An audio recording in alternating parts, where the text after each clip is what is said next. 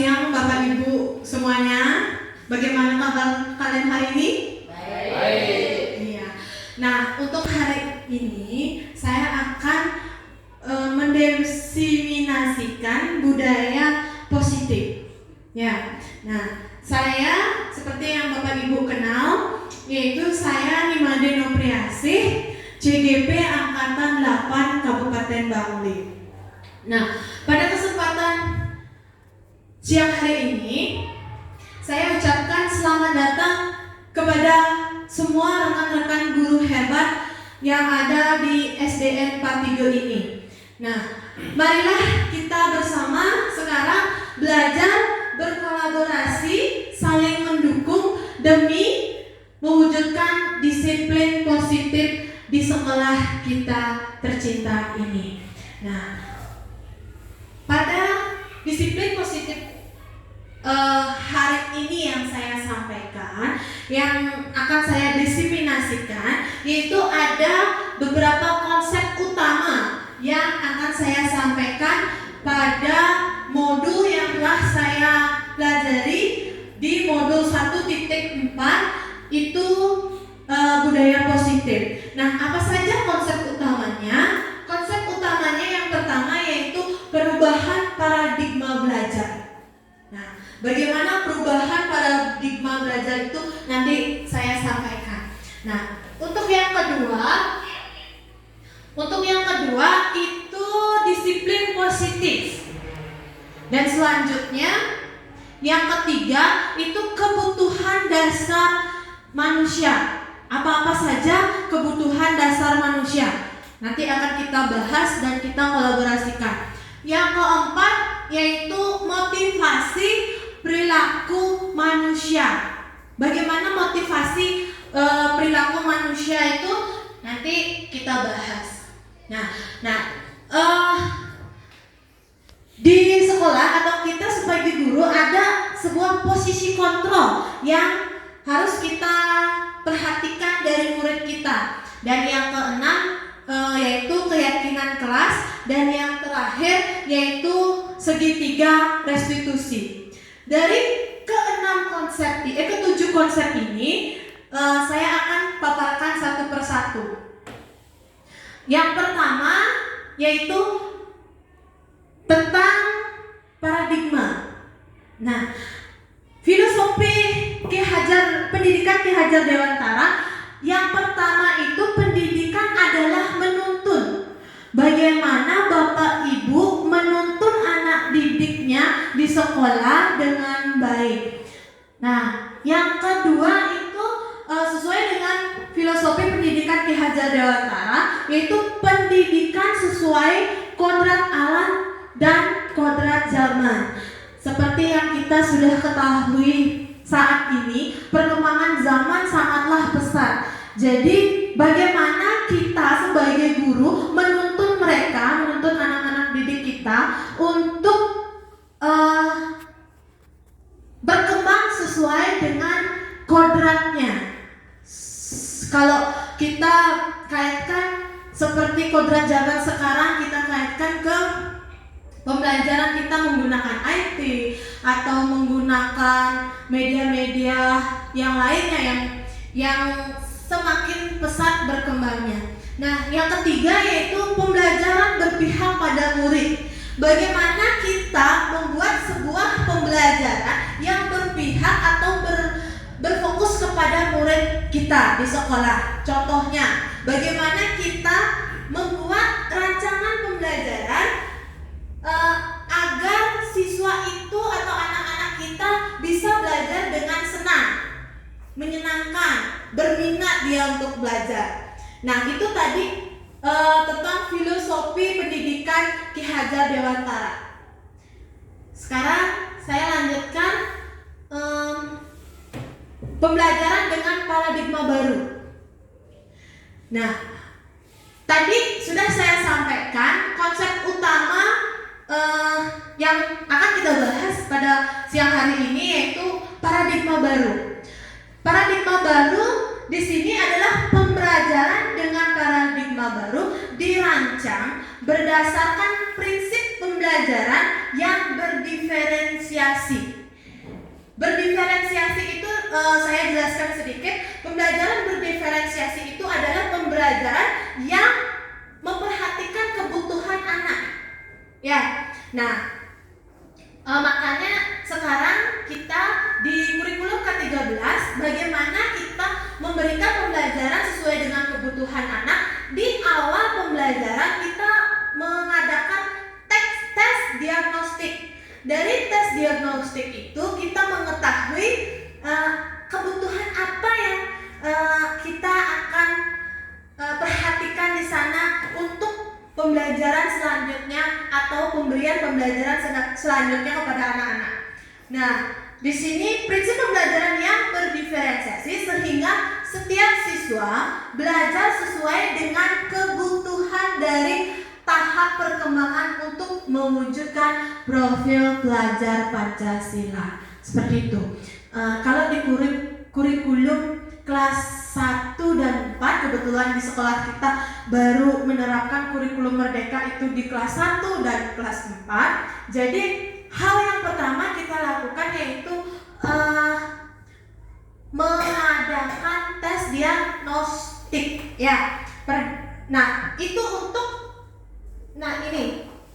untuk melihat kebutuhan apa yang harus kita kembangkan untuk pembelajaran yang akan kita berikan kepada anak didik kita. Nah, bisa yang lanjut ya. Nah, sekarang pada disiplin positif. Nah, pada disiplin positif ini, disiplin biasanya Bapak Ibu pasti tahu disiplinnya. Nah, di sini sekarang yang akan perjelas lagi. Disiplin sering dimaknai menjadi suatu yang dilakukan seseorang pada orang lain untuk menciptakan atau untuk mendapatkan kepatuhan. Kita cenderung menghubungkan kata disiplin dengan ketidaknyamanan. Biasanya di sekolah Bapak Ibu kita di sini, biasanya kalau ada anak-anak melanggar, apa yang Bapak Ibu lakukan? Apakah memberi hukuman atau bagaimana? Agar anak-anak disiplin. Seandainya apa Ibu? Apakah kita langsung menghukum anak didik kita kalau melakukan pelanggaran? Melakukan bimbingan, ya. Kita usahakan adakan dulu bimbingannya, atau kita menuntun mereka terlebih dahulu agar tidak melakukan seperti itu lagi. Nah, di sini ada sebagai pendidik, tujuan kita adalah menciptakan anak-anak yang memiliki disiplin diri sehingga mereka bisa berperilaku dengan mengacu pada nilai-nilai kebajikan universal dan memiliki motivasi intrinsik bukan ekstrinsik. Di sini motivasi intrinsik itu bisa saya sampaikan seperti kita menuntun anak agar anak itu tahu akan kesalahannya, tapi taunya itu bukan karena hukuman, bukan karena mereka baru dihukum, bukan, tapi mereka sadar akan dirinya, pentingnya melakukan disiplin itu keluar dari dalam dirinya sendiri. Itu maksudnya intrinsik. Kalau ekstrinsik ya seperti tadi, kalau dihukum baru dia merasa jerah, atau setelah mendapatkan ganjaran seperti hukuman, seperti apa tadi ya, seperti dijewer, baru dia melakukan disiplin itu. Nah, itu ekstrinsik. Kalau intrinsik berarti dia tuh emang dari dalam hatinya mau berubah, seperti itu. Kalau kita harapkan anak-anak kita biar memiliki motivasi intrinsik. Nah, sekarang yang lanjutkan, disiplin positif merupakan salah satu cara penerapan disiplin yang bertujuan untuk menumbuhkan kesadaran serta memberdayakan anak untuk melakukan suatu tanpa sogokan, ancaman maupun hukuman. Nah, tadi yang contohkan kalau motivasi ekstrinsik seperti ini. Kalau kita sogok dengan iming-iming uang, baru mau menjalankan. Terus kalau kita ancam, baru dia mau melakukan. Itu masuk ke motivasi ekstrinsik. Nah, kalau motivasi intrinsik ya dengan kesadaran dia sendiri. Berarti apapun yang dilakukan itu bisa dengan kesadaran dari anak itu sendiri. Mengerti nggih? Nggih. Bisa yang lanjut? Bisa. Nggih. Nah, sekarang dia lanjutkan dari konsep utama yang selanjutnya, yaitu kebutuhan dasar manusia. Kebutuhan dasar manusia yang pertama yaitu bertahan hidup. Bertahan hidup yaitu kebutuhan fisiologis atau rasa lapar dan lain-lainnya, serta psikologis, rasa aman. Bagaimana kita mendidik anak didik kita agar merasa aman, merasa nyaman di sekolah kita ini.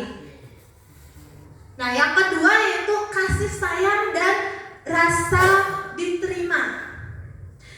Kita di sekolah hendaknya sama halnya kita punya anak di rumah. Bagaimana kita menyayangi anak kita di rumah, begitu pula menyayangi anak kita di sekolah. Nah, ini kebutuhan untuk diterima, memberi dan menerima kasih sayang berkoneksi. Ya. Yang selanjutnya yaitu penguasaan. Penguasaan di sini yaitu kebutuhan pengakuan atas kemampuan prestasi yang diukur. Contohnya, mereka sudah bisa mengerjakan tugas dengan baik. Bagaimana mereka membutuhkan pengakuan? Oh, anak-anak, Bayu, saya contohkan, oh Bayu pintar sekali. Nah, seperti itu. Berupa sedikit pujian yang kita berikan ya. Yang keempat yaitu kebebasan. Kebebasan di sini yaitu kebutuhan akan pilihan atau kemandirian otonomi. Di sini maksud kebebasan itu contohnya kita memberikan anak-anak sebuah materi, kemudian kita membebaskan anak itu untuk menggali materi itu lebih luas, entah itu di media internet, media YouTube. Kita bisa memberikan anak-anak kebebasan, namun kita sebagai guru tetap menuntunnya. Menuntunnya seperti itu. Yang selanjutnya yaitu kesenangan. Nah, kesenangan di sini yaitu kebutuhan untuk merasa senang. Nah, bagaimana kita merancang sebuah pembelajaran untuk anak-anak, memotivasi anak-anak agar belajar itu menyenangkan, mau mereka untuk belajar. Nah, yang lanjutkan. Sekarang motivasi perilaku manusia. Nah, di sini motivasi merupakan dorongan yang timbul pada diri seseorang secara sadar atau tidak sadar untuk melakukan suatu tindakan dengan tujuan tertentu. Kemudian di sini menghindari ketidaknyamanan dan hukuman. Nah, Bapak Ibu, sebaiknya atau seharusnya kita tidak melaksanakan sebuah hukuman, ya. Karena hukuman itu bisa memberikan hal negatif juga kepada anaknya. Murid melakukan disiplin diri karena ia takut dihukum. Nah, ini merupakan motivasi ekstrinsik seperti yang saya tadi jelaskan. Nah, kemungkinan ini bisa menimbulkan hal yang negatif. Nanti dampak selanjutnya. Nah, bagaimana kita memotivasi anak didik kita ke motivasi intrinsik agar anak-anak didik kita tersadar akan dari dirinya sendiri. Nah, saya lanjutkan, mendapat imbalan atau penghargaan dari orang lain. Yang waktu ini di modul 1.4 belajar ada seorang ibu guru, Ibu Mita. Saya contohkan, Ibu Mita itu tadinya agar anak-anak mau belajar dengan giat, dengan semangat, Bu Mita itu memberikan sebuah reward, yaitu dengan memberikan tanda bintang di tangan anak-anak sebagai imbalannya. Nah, kemudian ada Ibu Mita tidak mau masuk, tidak bisa masuk ke sekolah karena suatu alasan. Kemudian digantilah dengan guru yang lain atau Pak Iwan, saya contohkan. Nah, Pak Iwan kan tidak tahu kalau Ibu Mita melakukan seperti itu. Baru Pak Iwan masuk ke dalam kelas, anak-anak itu ada yang ribut, ada yang bermain. Pokoknya dia tidak mau fokus terhadap pelajaran karena dia tidak dikasih reward bintang yang seperti Bu Mita lakukan. Nah, di sini mendapatkan imbalan atau penghargaan dari orang lain. Murid melakukan disiplin diri karena ia ingin mendapatkan imbalan, itu juga termasuk motivasi ekstrinsik. Seperti yang saya contohkan tadi, baru Pak Iwan masuk tidak memberikan imbalan atau reward bintang, mereka malah nggak giat belajar. Seperti itu. Nah, dia lanjutkan di sini, menghargai nilai-nilai kebajikan diri sendiri. Murid melakukan disiplin diri karena sadar akan nilai kebajikan dirinya. Nah, seperti ini, sadar akan dirinya itu baru masuk ke intrinsik. Yang lanjutkan ke konsep disiplin dengan identitas gagal. Yang pertama, konsep disiplin dengan identitas gagal, yaitu melakukan hukuman, menyakiti, tidak nyaman. Bisa Bapak Ibu bacakan satu konsep disiplin dengan identitas gagal seperti hukuman. Coba Tiang minta satu dibacakannya. 1. Menyakitkan. 2. Tidak nyaman. 3. Murid takut. 4. Memaksa. 5. Murid menyembunyikan kesalahan. 6. Murid menjadi rendah diri. Terima kasih Ibu. Nah, ini kalau kita melakukan sebuah hukuman itu cenderung ke hal yang menyakitkan. Hal yang menyakitkan. Dan yang kedua, anak-anak itu tidak merasa nyaman, takut mereka ke sekolah. Nah, seperti itu. Murid takut, memaksa. Kalau kita hukuman tuh terkesan memaksa, memberikan hukuman tuh terkesan memaksa. Dan murid kemungkinan menyembunyikan kesalahannya agar tidak dihukum. Terus murid menjadi rendah diri. Mereka malu. Nanti kalau saya dihukum, saya malu. Nah, ada juga rasa ketakutan di sana. Makanya tadi saya bilang kalau kita memberikan hukuman itu dampaknya kemungkinan akan berdampak negatif seperti yang ada di depan ini. Nah, dia melanjutkan lagi penghargaan. Penghargaan juga tadi kita lihat termasuk motivasi ekstrinsik. Kenapa? Itu pertama, tidak efektif karena merusak hubungan. Ada sifat iri di sana. Terus selanjutnya mematikan kreativitas. Contoh,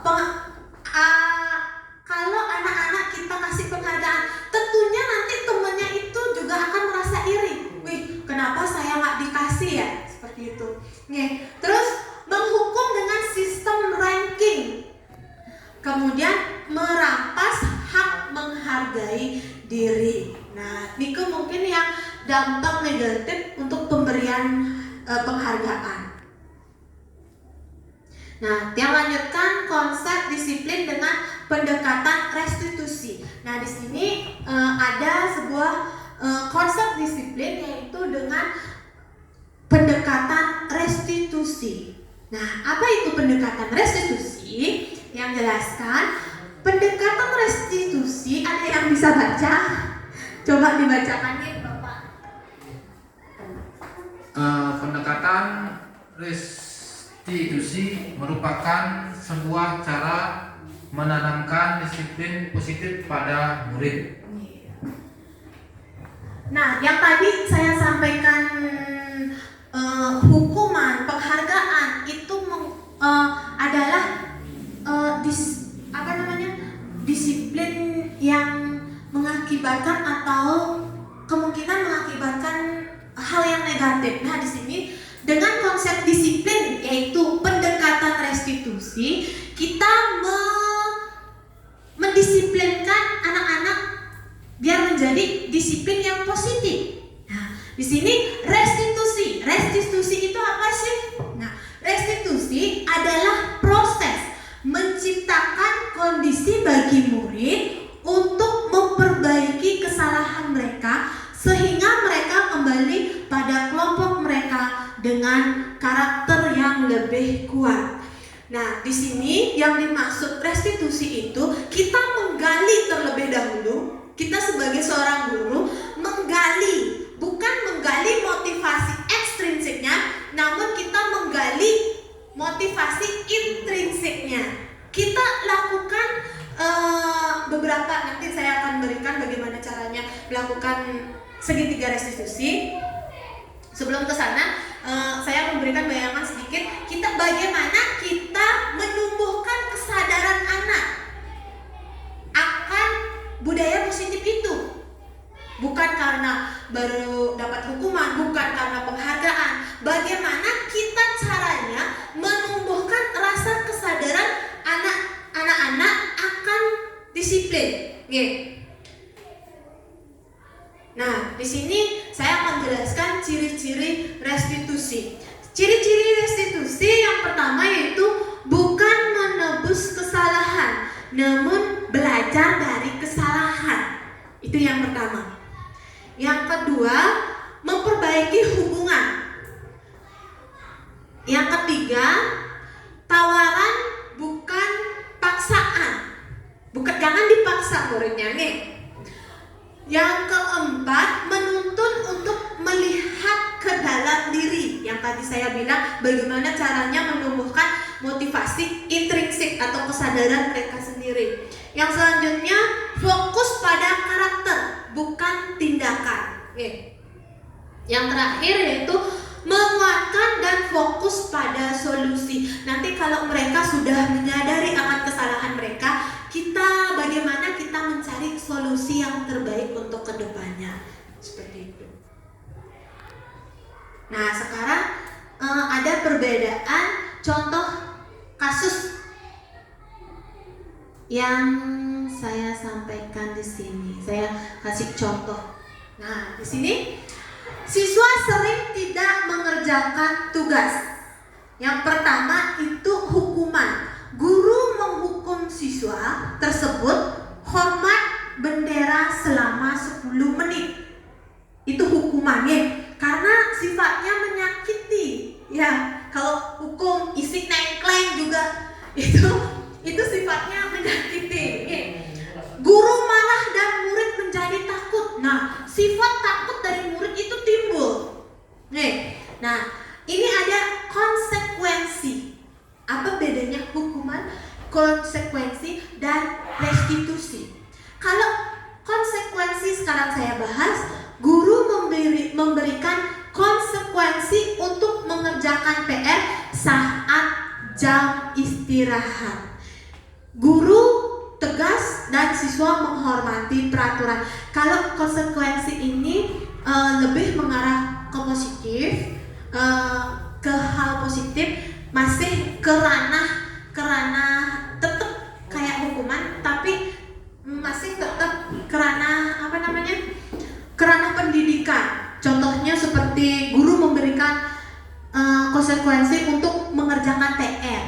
Nah, seperti itu. Kalau restitusi itu guru menanyakan keyakinan kelas atau dirinya dan membantu siswa menyelesaikan masalah, menuntun di sini. Dan guru terbuka dan siswa menghormati dirinya dan orang lain. Nah, bagaimana yang di sini seperti yang saya sampaikan tadi, bagaimana caranya kita menumbuhkan motivasi intrinsik untuk menyelesaikan masalahnya dan mencarikan solusi. Nah, di sini ada 5 posisi kontrol guru. Yang pertama, penghukum. Penghukum itu sifatnya seperti yang tadi saya bilang, lebih ke arah negatif, ke arah yang menyakitkan seperti itu. Dan yang kedua yaitu membuat merasa bersalah. Yang ketiga, kita sebagai guru menjadi menjadi kayak teman, bersifat kayak teman gitu. Yang keempat, pemantau. Yang kelima, manajer. Nah, kira-kira dari kelima posisi kontrol ini, yang mana yang Bapak Ibu lakukan setiap harinya? Apakah sebagai penghukum, sebagai pembuat merasa bersalah, apa teman, pemantau, apa manajer? Sebagai teman. Yang lainnya? Ayo, yang mana Bapak Ibu? Sebagai teman, penghukum, pemantau, bersifat merasa bersalah, apa manajer? Yang mana Bapak Ibu? Ibu Wayan Sudiarning sebagai teman, bagaimana kita merangkul anak didik kita layaknya sebagai teman. Nah, sebelum dia lanjut, apakah itu tidak ada hal negatifnya yang akan kita temui, atau dampak negatif yang akan kita temui selanjutnya kalau kita mengajak peserta didik sebagai teman? Coba. Ada. Nih, contohnya seperti Napi.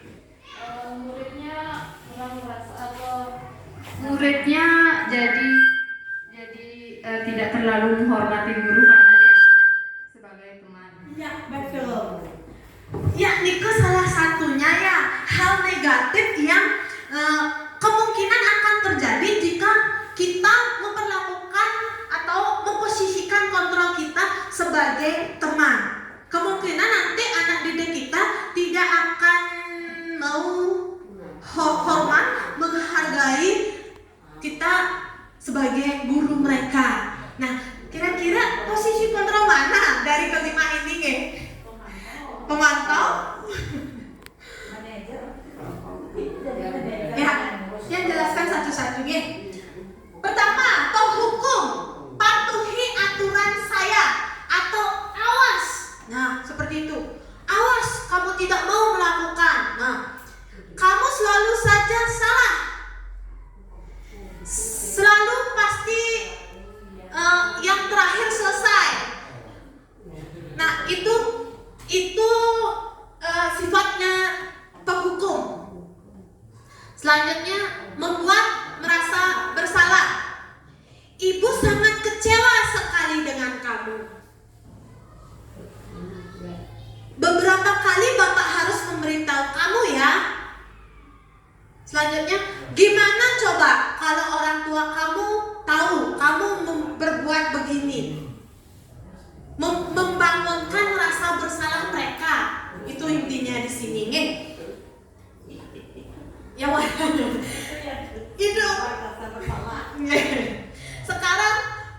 Sekarang saya memberikan sebuah bayangan. Sekarang kalau Bapak Ibu sudah tahu seperti ini yang dilakukan, yang mana kira-kira posisi kontrol yang Bapak Ibu lakukan? Ayo, bantulah demi Bapak Ibu yang posisinya sebagai teman. Ayo ingat, tidak bantuan Bapak selama ini. Nah, itu teman. Oh my.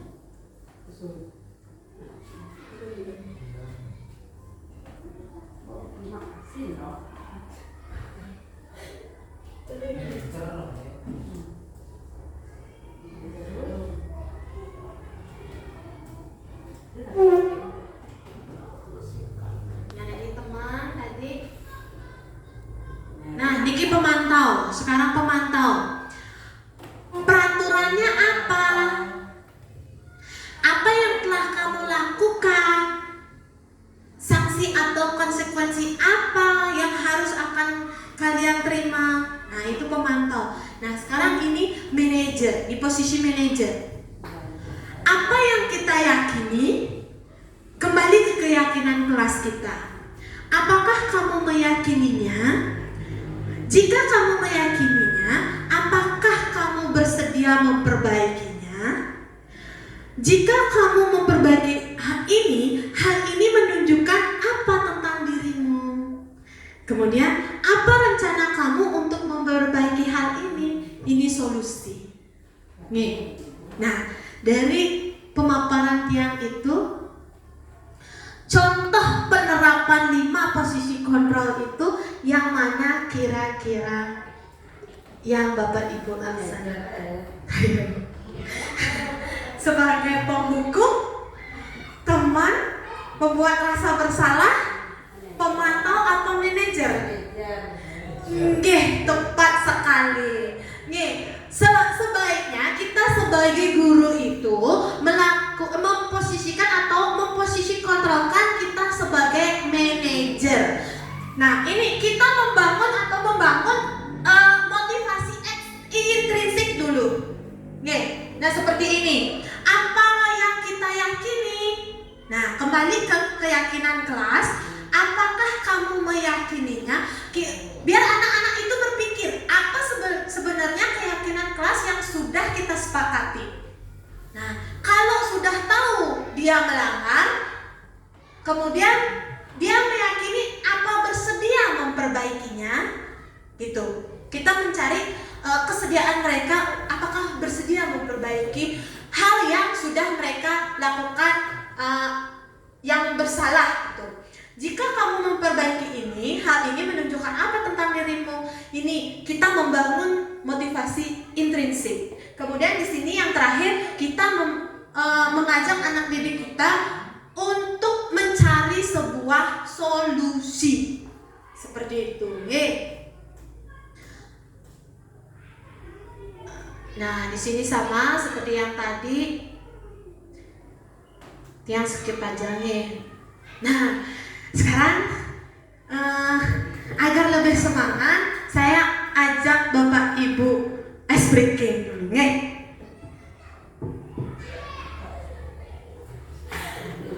Agar situasinya menyenangkan, tidak tegang, saya akan mengajak Bapak Ibu ice breaking. Coba Bapak Ibu membuat lingkaran di depan, miring. Membuat lingkaran di depan.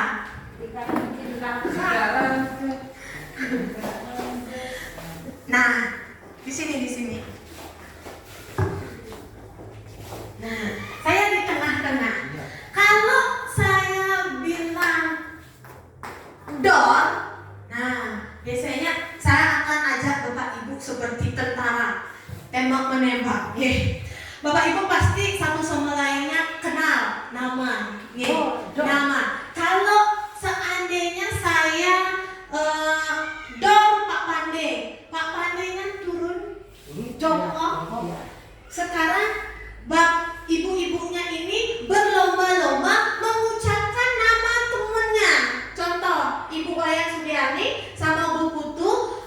Bu Wayan Sudiani lomba ucapkan nama Pondok Giri, gitu. Lomba-lomba menyebutkan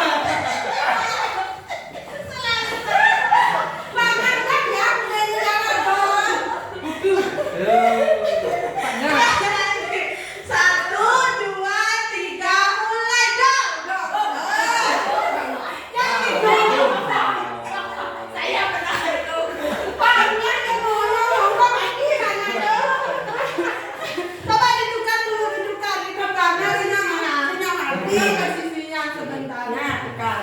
Oke. Udah siap? Satu, dua, tiga, dor. Sudah, Pak. Lagi.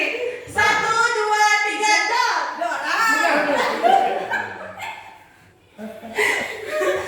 Yo, lanjut lagi sekali nih. Satu, dua, tiga, dor. Udah nih, tepuk tangan untuk kita semua. Sudah lebih semangat Bapak Ibu? Ya, kalau sudah, sekarang kita lanjutkan. Ya. Nah, sebelum kita melaksanakan pembelajaran di awal tahun pelajaran, sebaiknya kita membuat sebuah keyakinan kelas ya. Nah, apa itu keyakinan kelas?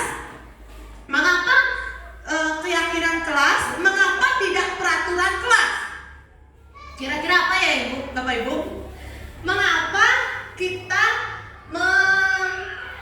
membuat sebuah keyakinan kelas? Mengapa kita tidak membuat sebuah peraturan kelas? Tapi bedanya, apa bedanya kira-kira? Ayo, Ibu Putu coba. Kalau keyakinan Nike yang kita sepakati bersama, kalau peraturan itu sifatnya sedikit memaksa dan harus dipatuhi atau dilaksanakan. Ya, betul. Tepuk tangan buat Bu Putunya. Nih, betul sekali apa yang disampaikan Bu Putu tadi. Mengapa keyakinan kelas? Mengapa tidak peraturan? Kalau keyakinan kelas itu sifatnya sudah kita sepakati, emang sudah kita buat dan kita sepakati bersama. Kalau peraturan itu sifatnya lebih memaksa. Kita yang membuat peraturannya, tapi lebih bersifat paksaan. Nah, seperti ini yang tadi ada pertanyaan, mengapa kita memiliki peraturan tentang protokol kesehatan, yaitu penggunaan masker dan mencuci tangan setiap saat. Kalau seperti ini, keyakinan apa peraturan? Kira-kira Bapak Ibu? Ini ada peraturan. Ayo, keyakinan apa peraturan? Peraturan. Keyakinan apa peraturan? Itu kan dari pemerintah harus pakai masker. Tapi kita harus yakin terhadap ya. Maka kita yakin sih ada kalau pakai masker hilang nanti semua masker hilang masker gitu kan. Tapi kan masuk peraturan tuh. Keyakinan apa peraturan? Kalau kita yakin kalau di sana atau itu kalau kita di sana yakin kalau kita memakai masker, yakin dalam diri kita sendiri bahwa masker itu sangat penting, ya itu merupakan sebuah keyakinan. Kalau kita melihat dari peraturan-peraturan pemerintah, ya itu merupakan sebuah peraturan. Yang lanjut. Nah, ini pembentukan keyakinan kelas. Kalau keyakinan kelas itu lebih abstrak dari peraturannya Bapak Ibu. Terus yang kedua, ada kalau kita membentuk sebuah keyakinan kelas itu ada berupa pernyataan-pernyataan universal. Yang ketiga, pernyataan dibuat dalam bentuk positif. Kalau keyakinan kelas itu kita usahakan membuat dalam bentuk positif. Contohnya, tidak boleh masuk terlambat. Kata tidak itu merupakan bentuk kalimat negatif. Nah, bagaimana biar kita membuat keyakinan kelas itu dalam bentuk positif? Bagaimana caranya Bapak Ibu? Coba, tidak boleh terlambat ke sekolah. Kalau bentuk positifnya agar bisa hilang itu kata tidaknya. Nah, kita Datang lebih awal. Datang tepat waktu, ya bisa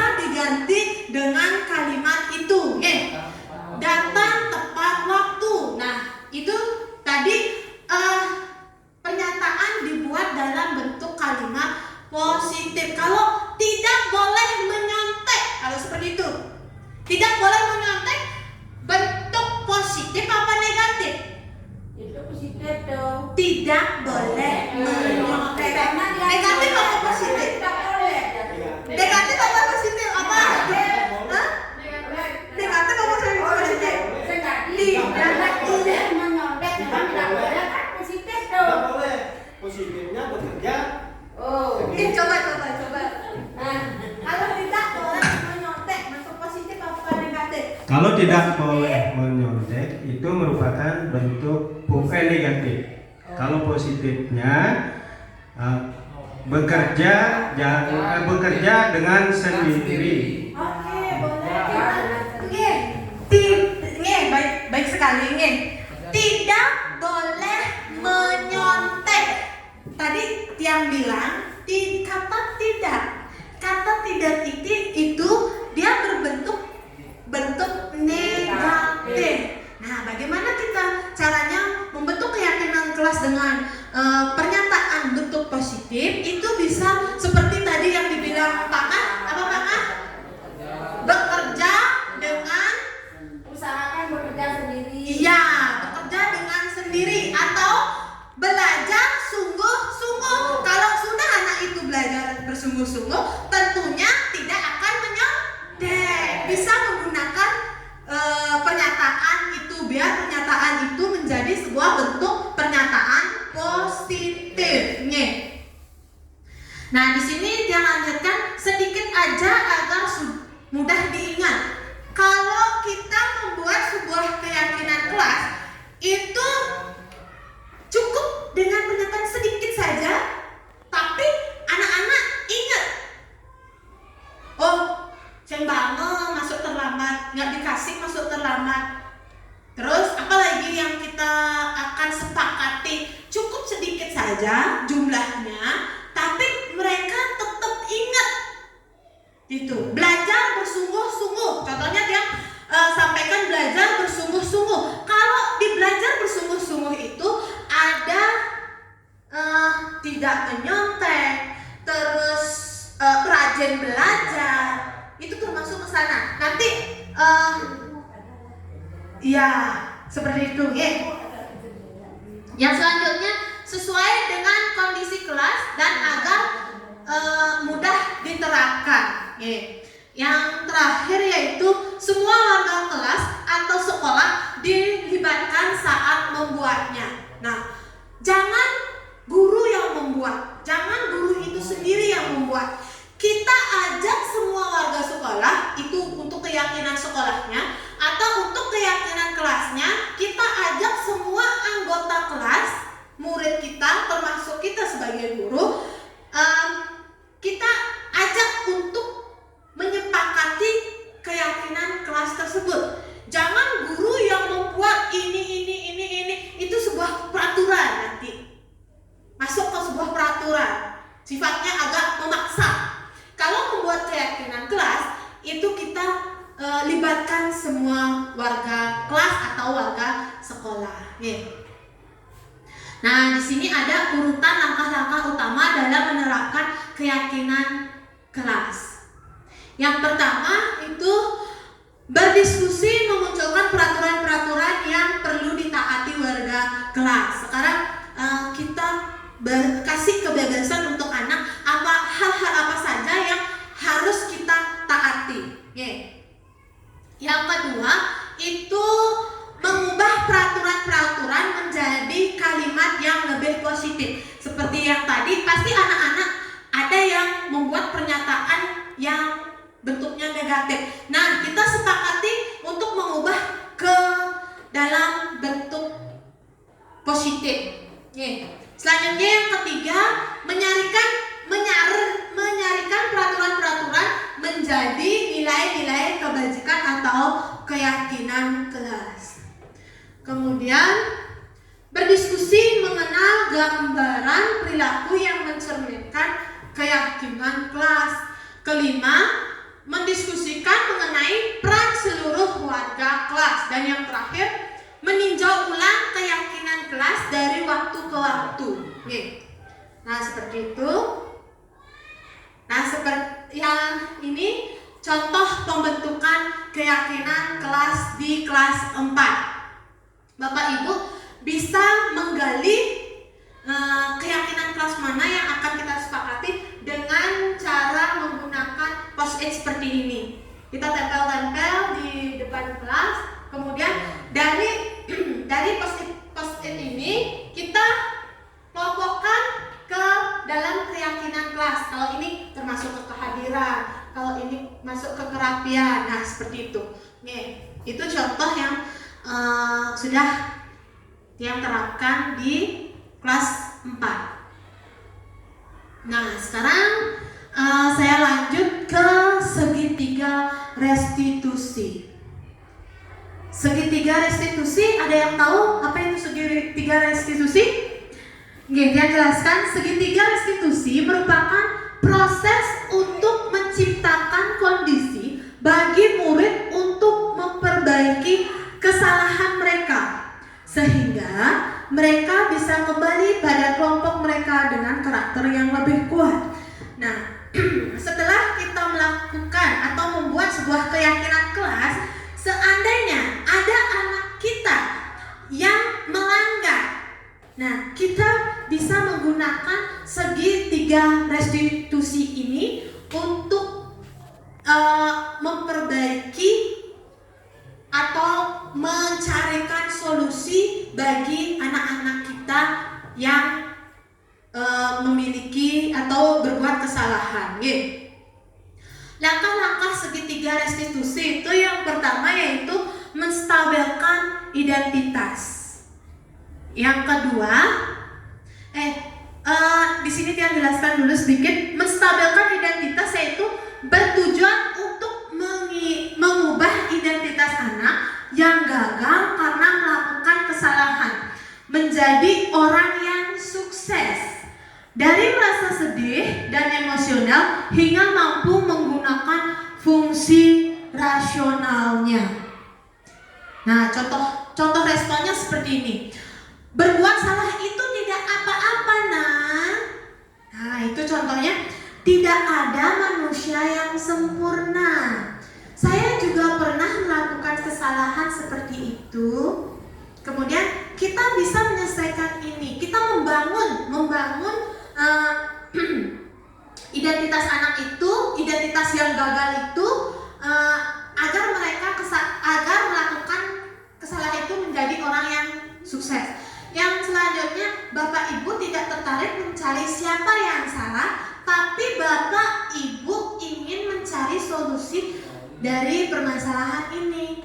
Kamu berhak merasakan begitu. Apakah kamu sedang menjadi teman yang baik buat dirimu sendiri? Nah, ini pernyataan-pernyataan yang bisa Bapak Ibu gunakan dalam tahap menstabilkan identitas.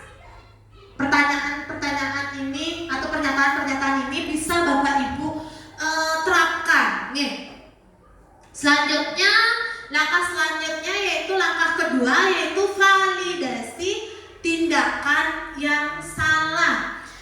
Dalam validasi tindakan yang salah itu proses untuk memahami kebutuhan apa yang sedang berusaha dipenuhi oleh murid.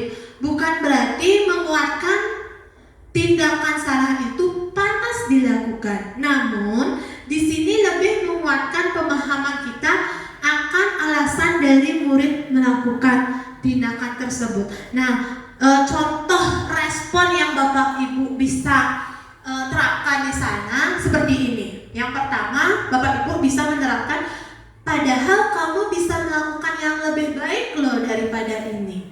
Kemudian, kamu pasti punya alasan mengapa melakukan hal itu. Kita menggali dulu.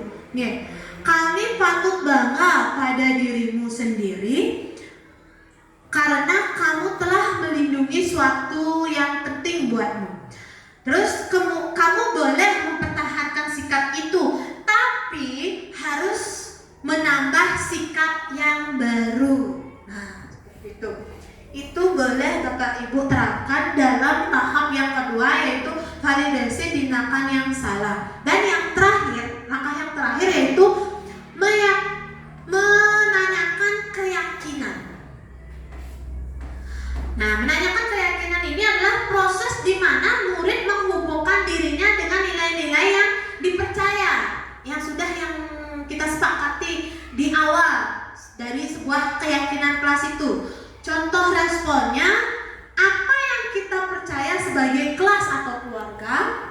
Yang kedua, apa nilai-nilai umum yang kita telah sepakati, seperti yang sudah tadi yang sampaikan, membuat sebuah keyakinan kelas. Kita mengingatkan akan keyakinan kelas yang kita sudah sepakati, apakah sudah taat atau belum, gitu. Menggali nilai-nilai umum yang kita telah sepakati. Apa bayangan kita tentang kelas yang ideal? Dan yang terakhir, kamu mau jadi orang yang seperti apa? Apakah menjadi orang jelek? Tentunya nggak mau ya mereka.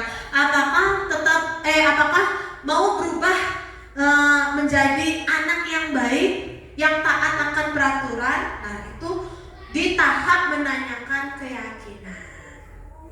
Nah, di sini saya sudah pernah melaksanakan praktek segitiga restitusi, yaitu pada kasus siswa tidak terima pekerjaannya sering dicontek oleh temannya.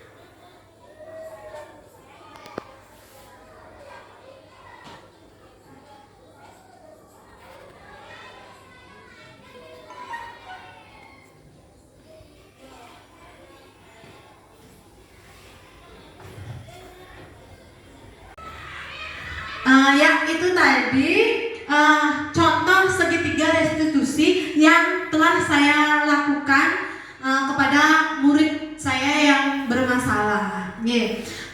Nah, yang terakhir yaitu kesimpulan dalam penerapan program disiplin positif ini, hendaknya guru memiliki standar kepribadian, profesionalisme dan sosial yang baik, di mana guru mampu merefleksi pada posisi kontrol saat ini.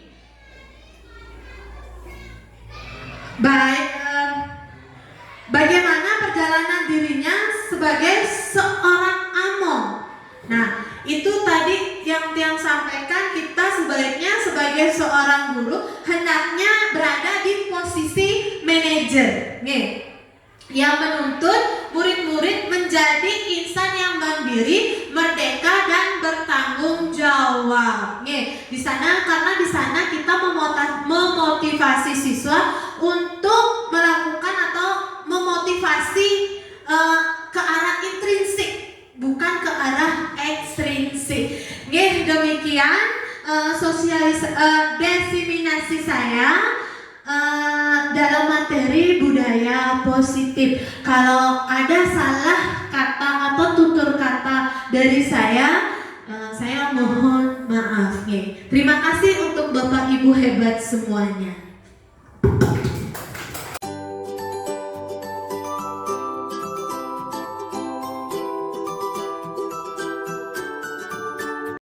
Selamat pagi anak-anak. Pagi.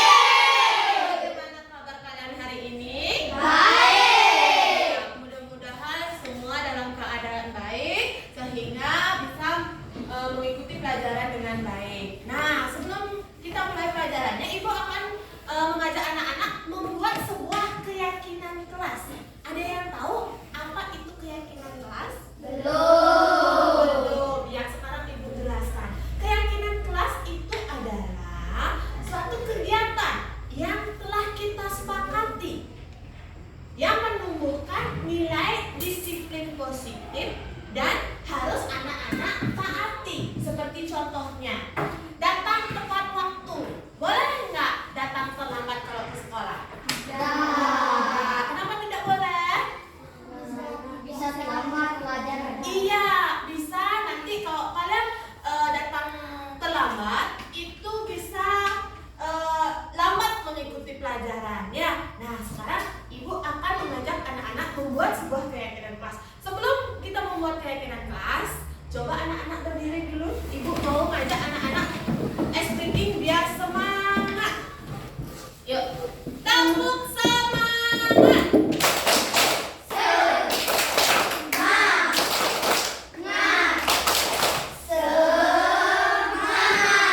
Kurang semangat lagi sekali. Tepuk semangat.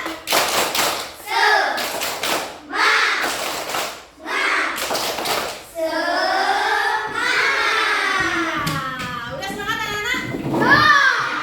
Sekarang kalian boleh duduk. Nah, sekarang Ibu akan bagikan anak-anak sebuah kertas. Ya. Nah, dari keinginan kalian, apa yang harus kita laksanakan untuk meningkatkan nilai disiplin kita di kelas?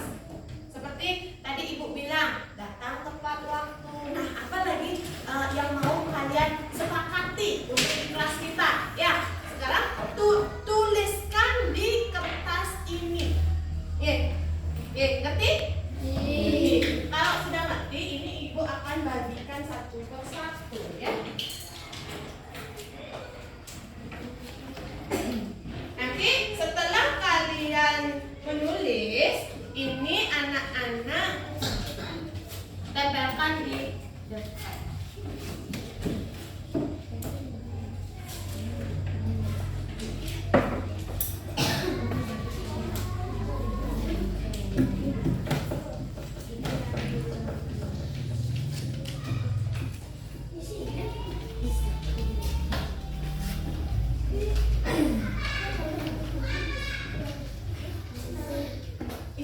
Isi nama ya, isi nama. Belakang tuh.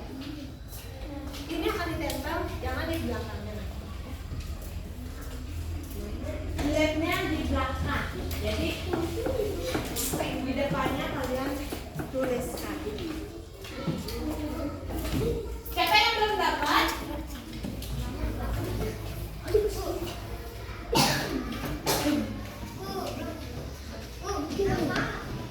Nama lengkap ya.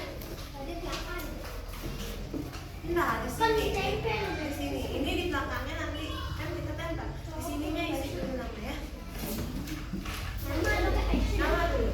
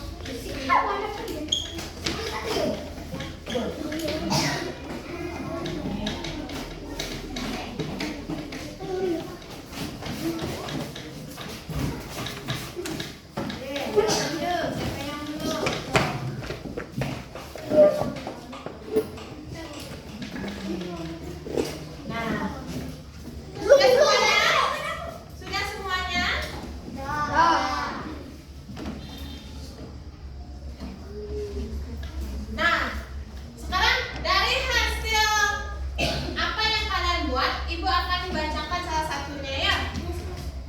Dari Niputu Dia Reta Dewi, itu yang pertama berdoa sebelum dan sesudah pelajaran. Oke. Yang kedua menjaga kebersihan kelas dan sekolah.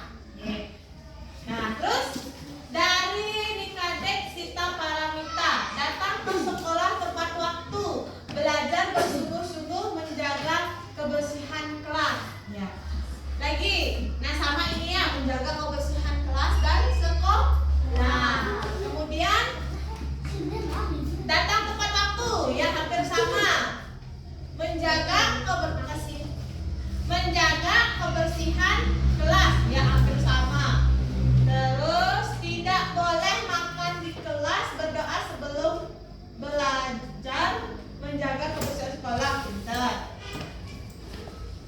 Dari Nyoman Aryastina, hadir tepat waktu. Yang kedua jujur dan mandiri. Ya, baik. Itu tadi pekerjaan anak-anak. Nah, sekarang yang mana akan kita sepakati? Kegiatan yang mana yang akan kita sepakati? Di sini ada datang tepat waktu. Bagaimana?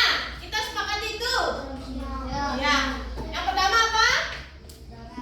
Datang tepat waktu. Lagi yang kedua, kesepakatan kita yang kedua. Tidak boleh makan di kelas. Ya, diusahakan untuk membuat keyakinan kelas itu tidak boleh menggunakan kata negatif. Ya, jadi tidak makan di kelas itu berarti menjaga kebersihan. Jadi kalau kita buat keyakinan kelas yang yang bersifat positif, berarti kita ikuti ini saja. Menjaga kebersihan kelas dan sekolah. Ya, menjaga kebersihan kelas dan sekolah. Ya, selanjutnya keyakinan kelas yang ketiga. Di sini ada belajar bersungguh-sungguh. Itu bisa pakai keyakinan kelas kita? Belajar. Ya, kalau ke sekolah anak-anak harus belajar bersungguh-sungguh. Apa lagi?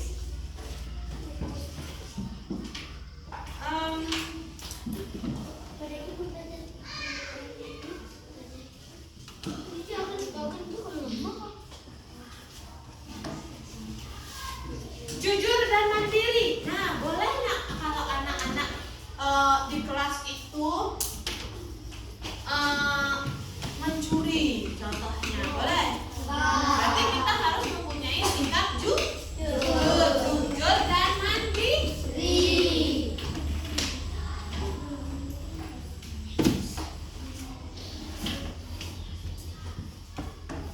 Apalagi? Kalau ke sekolah kalian berpakaian apa? Nah, berpakaian apa? Sesuai dengan harinya. Ya, berpakaian rapi.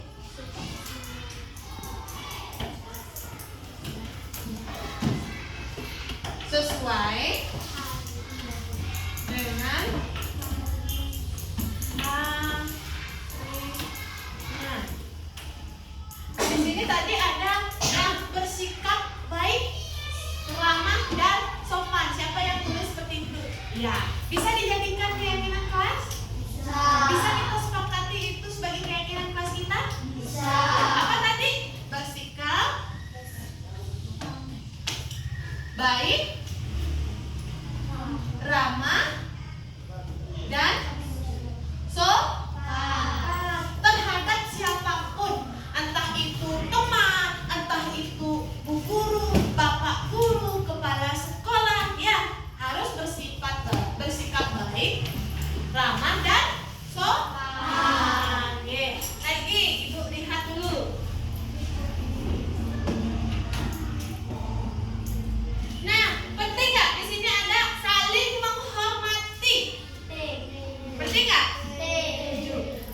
Jadi saling menghormati antar teman. Penting? Guru, kepala sekolah, dan warga sekolah lainnya.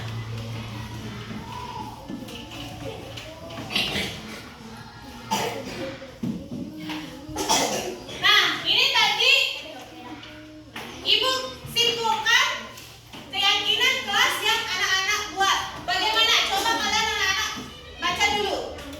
Coba anak-anak baca dulu keyakinan kelas yang akan kita sepakati.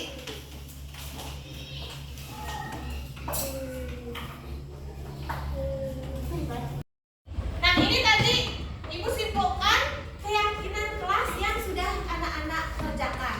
Nah, bagaimana? Kita mau sepakati keyakinan kelas ini? Kita sepakati? Semuanya kita sepakati atau tidak? Ya, kalau kita sepakati keyakinan kelas ini, jadi anak-anak boleh nggak melanggarnya? Boleh nggak? Kalau melanggarnya, apa yang terjadi?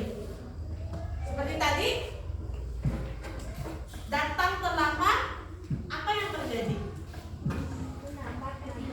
Iya, ketinggalan pelajaran. Ya, berarti keyakinan kelas ini bisa kita sepakati atau tidak? Bisa. Kalau sudah bisa, kita pakai kesepakatan kelas ini untuk memberikan nilai-nilai disiplin positif kepada